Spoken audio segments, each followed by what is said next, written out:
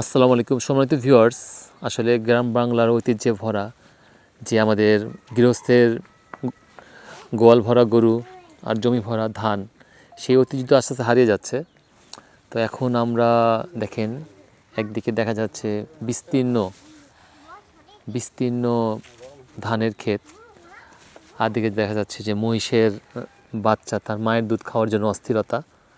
এর মাঝখানে তাকে মা এবং সন্তানের সঙ্গে যেটা সম্পর্ক, তাকে ফার্স্টে দুধ দিয়ে দেখানো হলো, মায়ের কাছে সন্তানকে বেঁধে রাখা হলো, আর সে মায়ের দুধ খাবে। তো হয়তো পাষণ্ড হলো সত্য এটাই, মায়ের কাছ থেকে সন্তানকে আলাদা করে এখন মহিষের বাচ্চাকে বেঁধে রাখা হয়েছে এবং মহিষের দুধ দহন করার জন্য গৃহস্থ চেষ্টা করছে। তো আলহামদুলিল্লাহ এখন দুধ দহন করতে হবে। ও